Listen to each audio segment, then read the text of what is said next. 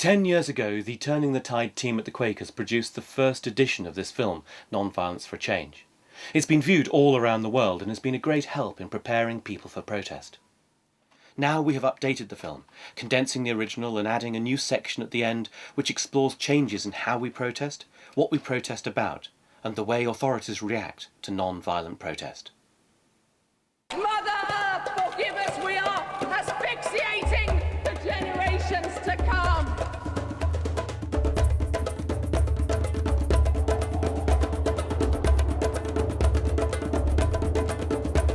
I swear by the lake on the mountain. I swear by blood that's red.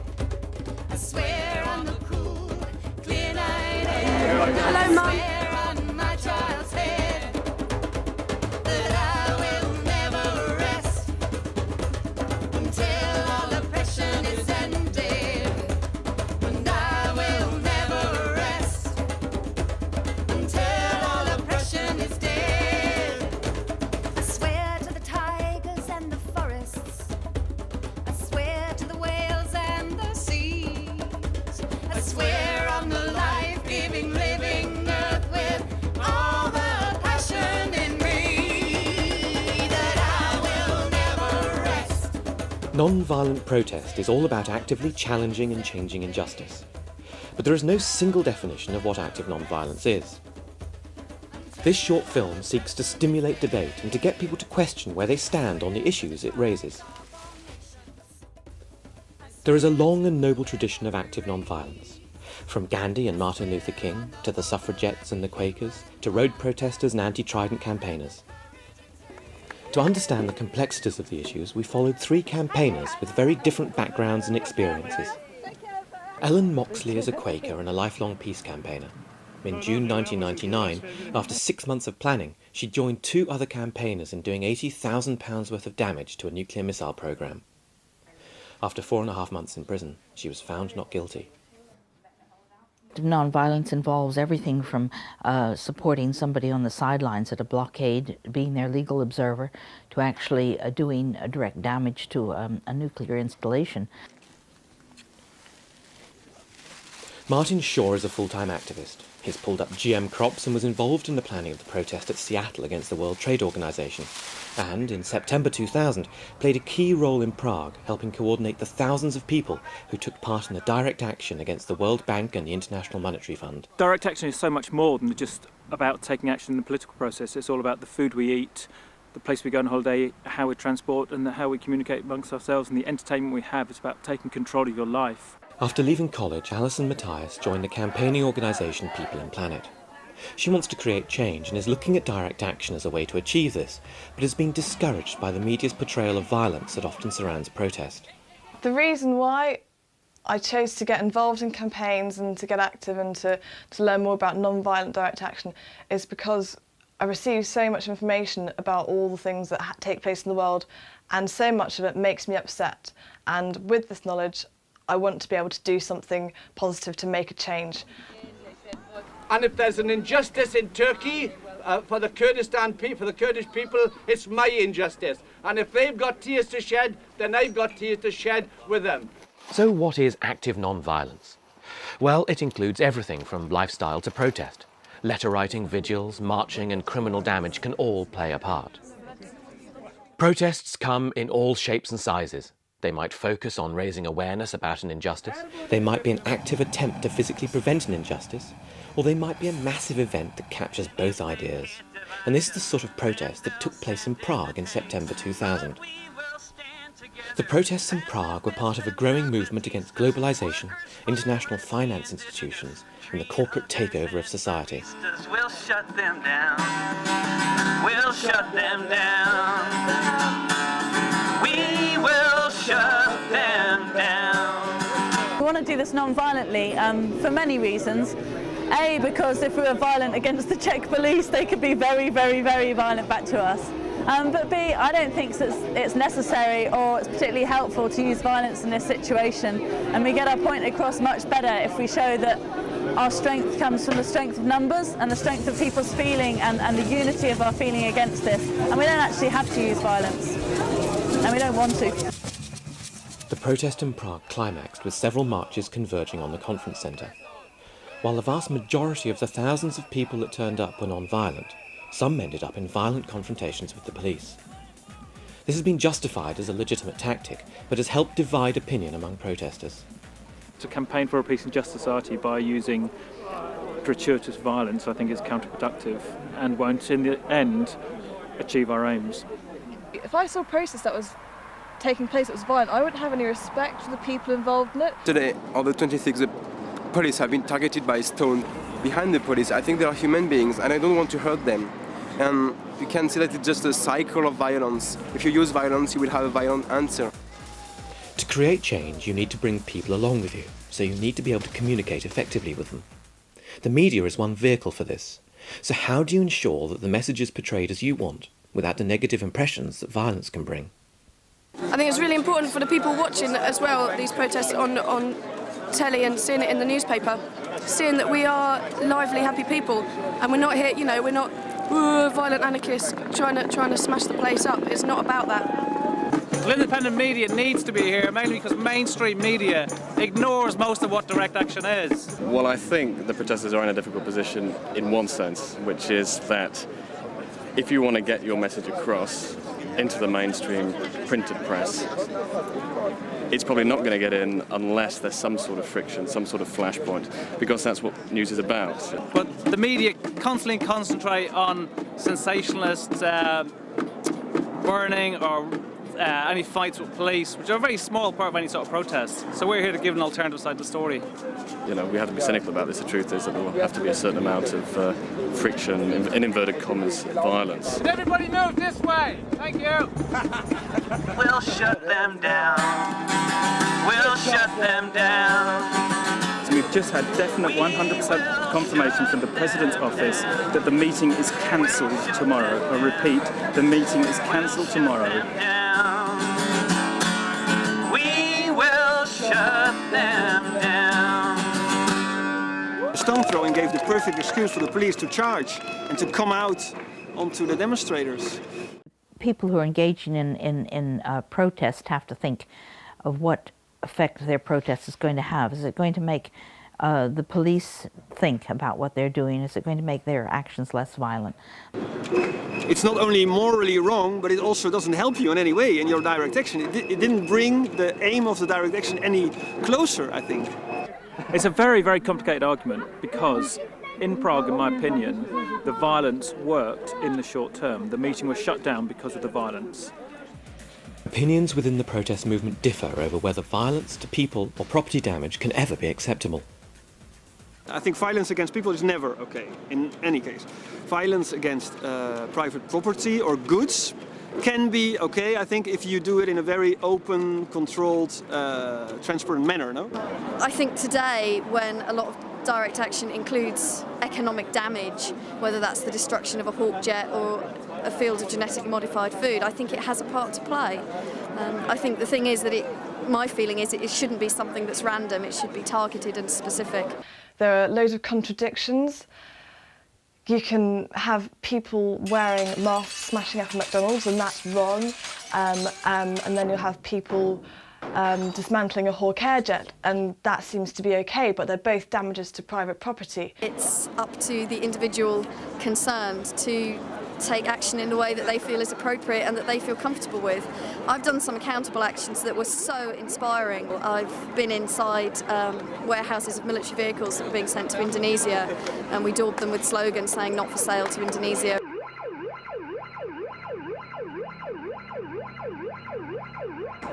And the feeling of being really comfortable with a group of people and going in and doing something together was absolutely inspiring.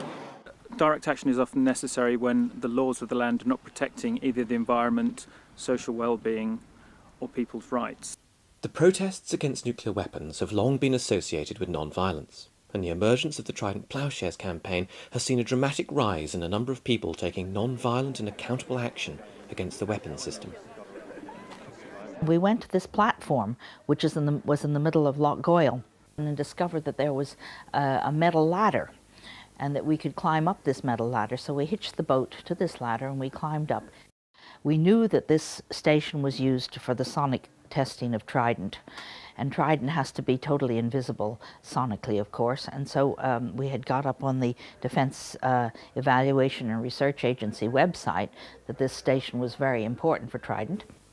We managed to find a window to the laboratory open. So Angie and Ulla went in, and they began to hand out these machines through another window to me. And so faxes, computers, screens, telephones all went into the drink. And so we totally emptied the laboratory, having hung banners, first of all, saying that we were Trident plowshares, and also laying out our leaflets and pictures of Hiroshima on the table.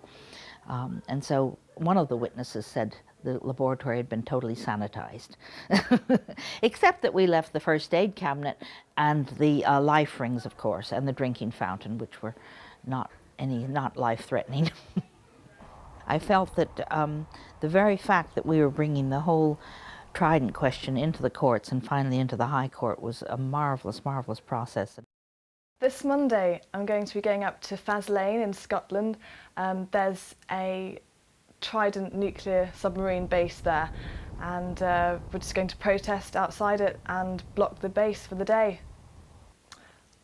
It hasn't really crossed my mind concerns that it'll turn violent at all, because the guidelines that I've read have specified quite clearly that this is a non-violent protest and that people coming along are requested to obey certain rules.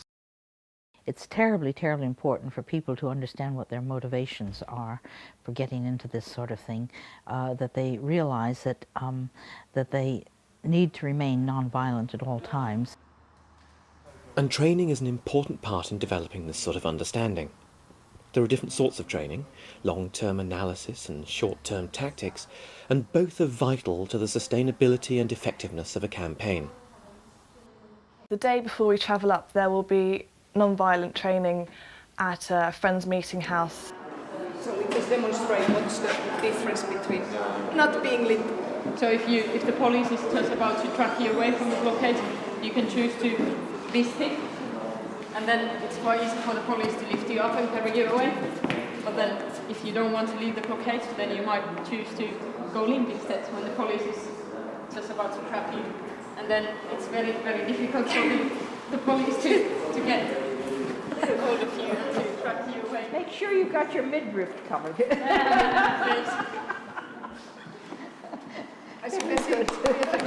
I think a lot of it has to do with actually feeling comfortable with what you're doing and being prepared to deal with different situations and working together as a group so you can make decisions together and look out for each other. And I think that's why training is important. It's not just knowing about the issues that you're involved in, but actually preparing yourself to deal with situations in a manner that's sensible and focused, rather than just getting frightened and running away or frightened and throwing something. And personally, I feel that everyone should go through some kind of training at some point. These people are the blockaders and you're the police. And are you... no, very small police. I can...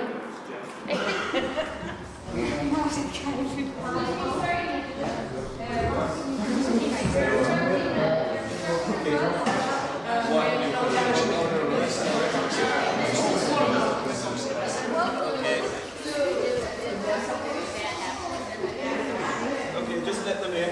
Anybody got some water?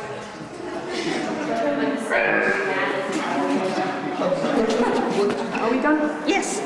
Let's debrief this and let's talk about it. You want to sit down while we do it? Yeah. Really learned a lot from that. I hadn't thought about this clumping together and hanging on to, you know, for dear life. That is a super idea. Normally it's very difficult blockade to break. So if you're planning with your affinity group to link arms, you should agree with a password that you can say when you want the others to let you go if you're in pain or something like that. So whatever you do, you should be there in your dignity. Yeah, and be courteous, yeah. And look for the eye contact. Look at person to person, like, right. I'm here. I'm not hitting you, but I'm here because I think this is important what I'm doing here, and I respect you as a person.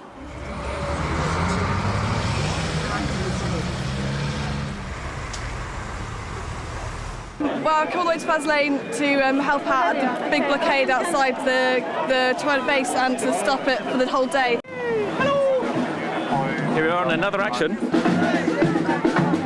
A like found an important role to play within the group, and I've got a really nice affinity group, and we spent all day yesterday just like bonding and talking about plans, and it's just lovely. The affinity groups, yes, that's one of the basic principles of Trident Plowshares, to work in affinity groups. It's because there are a whole variety of roles needed for this work, and we also need to be supported and not feel as if we're out on a limb doing something that's totally eccentric, but that we have a group of people who understand why we're doing what we're doing and are prepared to be legal observers, support people, give us hot drinks, that sort of thing. And we take turns as well in being arrestable or not. Off the road, chaps. Okay, we'll just in front of this car. No, you're not. Constable! I'm going to be a legal observer for the day, so just recording anything that happens and what time it happens when people get arrested.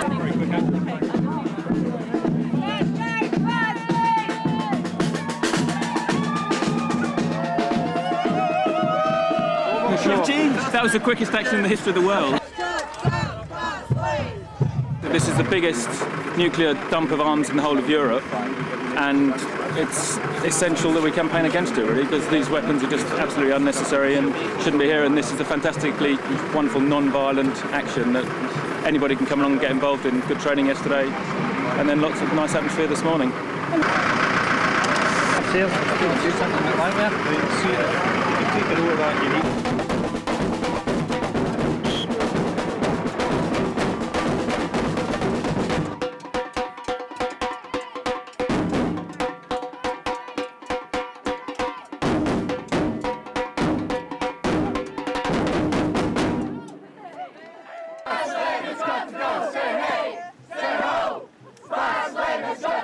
Well, my main purpose today was to support my mum, who is a veteran campaigner, and I'm very happy for her to break the law, but at the moment with my employment situation I don't want to break the law, so I support her I was her legal observer today. The fact that a few people are willing to put their freedom and possibly their safety on the line to do this sort of thing actually makes other people sit up and think and say, why are they doing this? I better find out more about Trident. Maybe I could go on such and such a vigil or such and such a blockade. That's effectiveness. It's the circles in the water, you know, expanding outwards. It's important for groups to discuss how they will measure their success. Is it in column inches, disruption, or parliamentary change? Change happens when you've got a parliamentary process but also an extra parliamentary process. I believe that the whole principle of direct action is a really key part of our democracy, and that we lose that at our peril. I would think this is democracy and work here, because the government is disobeying international law. Change takes time, but we're part of that process and we feel confident about it.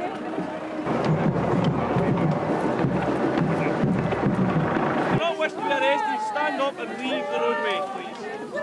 Quite busy down here. It's quite dangerous carrying.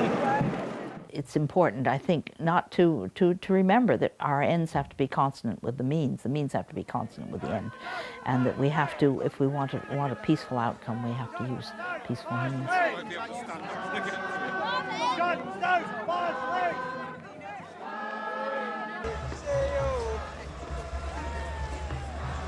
People, the young ones all. Don't you know me? I'm one of the Trident 3. Oh, are you? Yeah, sorry. I'm one of the Trident. This is the first time I've been down here. So right. So you're famous? Well, I have to. Yeah, but the whole atmosphere of this particular campaign is just totally non-violent. The police realise that, everybody realises that. It's all very peaceful and relaxed and great, so it's crucial. We want a peaceful world, and the only way we can get that is through peaceful means, I think. And the only way that you're going to get people to listen to you is by treating them with respect. If you want to affect change and you use violence, then you can certainly expect that whatever world you live in afterwards will be a violent world. What goes around comes around, simple as that.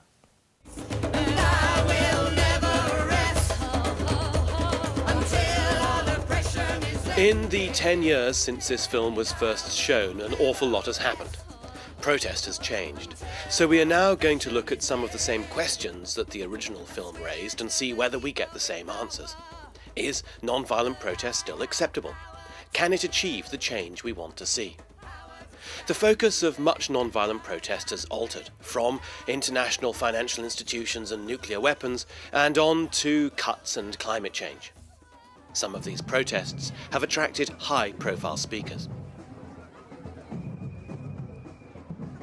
How on earth did we create an economy which is not only socially unjust, but environmentally unsustainable? I think we need to pledge here today, now, that we will build the country's largest ever campaign of non-violent direct action and civil disobedience to make our politicians act.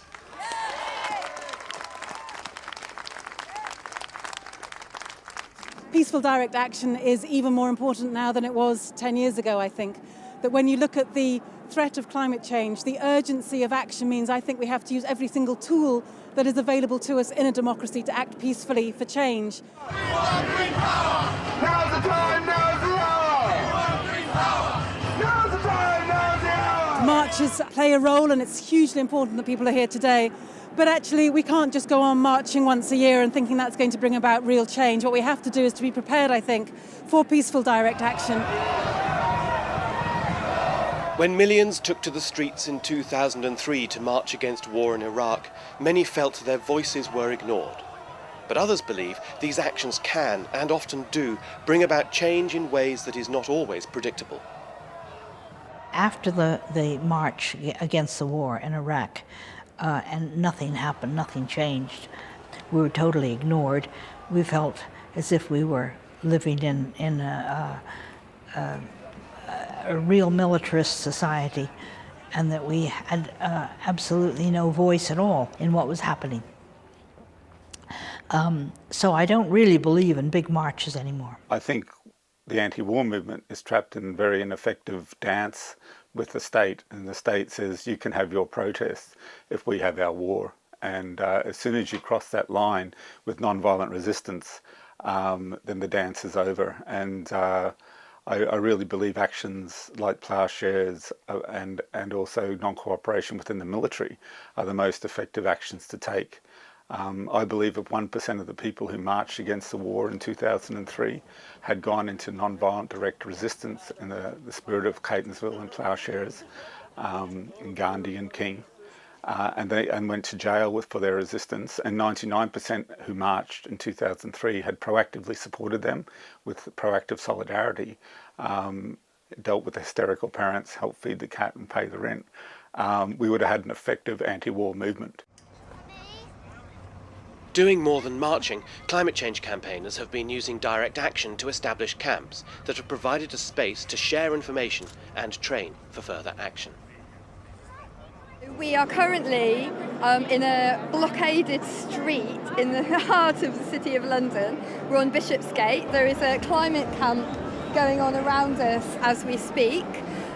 We've essentially occupied this space and created an alternative, sustainable community of protest here. So there's compost toilets going up, there's a farmer's market stall, you know, locally produced food, etc. So we're trying to demonstrate the alternatives to the system by taking it to the system. In the face of extreme provocation from the police, all of the people at the climate camp have always been doggedly peaceful because we know that we're not going to achieve our aims without it.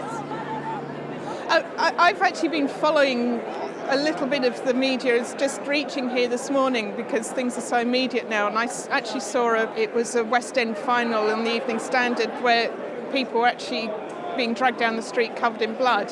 That has made the headline news. There's been no mention yet in the mainstream media of this particularly peaceful protests where the views are here to be heard. Anyone that's not involved in the protest will just see those very, the few elements that come down to violence.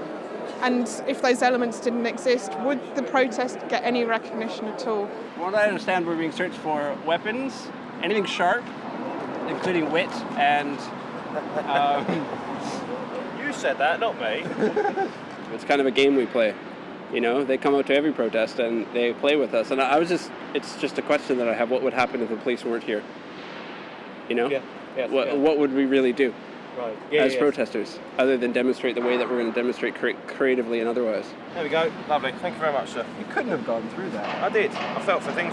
Well, obviously I'm searching for weapons. Okay. You don't normally find weapons that are nice and spongy. Fair enough. a lot of violent protest commingled with this allows the media to portray protesters as violent and kind of shirk aside every other reason that people come here.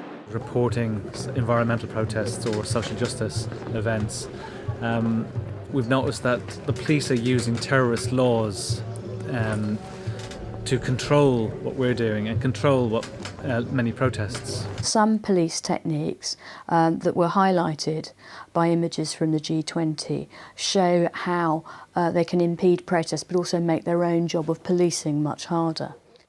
I think the government have used 9/11 as an excuse for tightening up the laws which affect people's right to protest.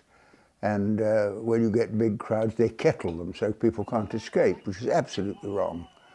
It's a form of detention without trial. Then there are all the control orders and so on. And I think it has been intended to frighten people off demonstration, but actually it's intensified the commitment of people who want to see justice. I think it's a mistake to trap completely non-violent demonstrators in a group with people who may have other intentions. I think it's a mistake to trap people and make them more fearful, more resentful, more angry.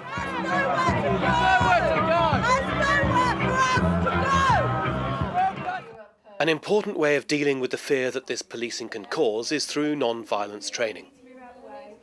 They picked on each end, so how did it feel for people that were in the middle? What's kept coming out of today was the importance of preparation. I think the participants are flagging that up. You know, if they're just thrown into something, then there's more potential for things to go wrong, and how important it is to think of all possible scenarios and just practice them in a safe place, and also about getting to know each other, working in affinity groups. It's all about preparation. But you are protesters, you're blockading, you're prepared to be arrested. These are the police, so just one-on-one for the moment. Okay, off you go.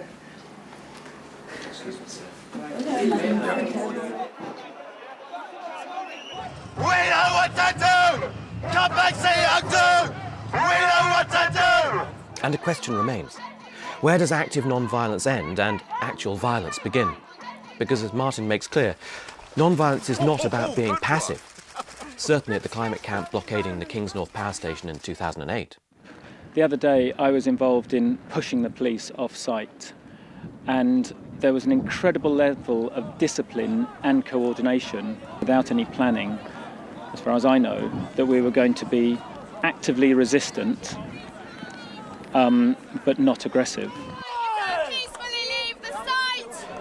It seems like the non-violent movement is maturing, developing into something more than just a group of committed protesters and into a real community that is looking out for everyone. Just seeing the spectacle of the confined crowd at the G20, hands in the air chanting, "This is not a riot," is evidence of a real awareness of the importance of non-violence. And that reaction would not have been believed had it not been for the multitude of citizen journalists and campaigners with cameras. And what was fascinating at the G20 in particular was seeing how every citizen or demonstrator or journalist armed with a mobile phone and its camera is now a walking CCTV camera. And the police who have so welcomed additional surveillance and championed it are now finding that surveillance is a two-way street. Thames Valley Police has an obligation to facilitate peaceful protest under Articles 8, 10 and 11 of the European Convention of Human Rights. Non-violent protest is not just a legitimate way to create change, it's a very necessary way to attempt to create change. Without dissent, without protest, without discussion, without debate, democracy will stultify, democracy will die. The attitude of government towards all demonstrations is very different and more hostile, and so it makes it more important to keep up the demonstrations and not be frightened by them. I'm really clear that the history of the world has always needed non-violent protests. It's one of the most effective ways of drawing attention to a cause. It's where people put their principles above practical things. It often is the most effective way of influencing the public or the political debate. And we need to keep struggling. There's such massive problems going on in the world, when you have that kind of knowledge and you choose to ignore it, then you're guilty of a great crime as far as I'm concerned. You're guilty of ignoring the possibility of change, which I think we all have within us.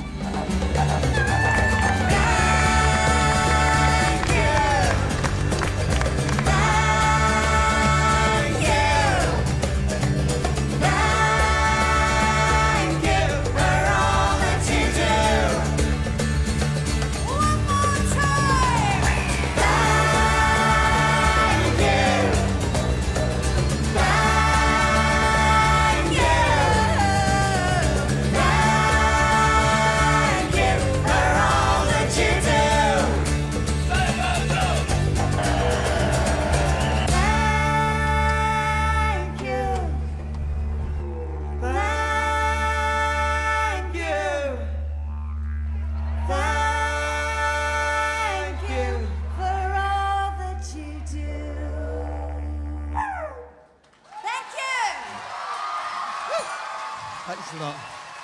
Thank you.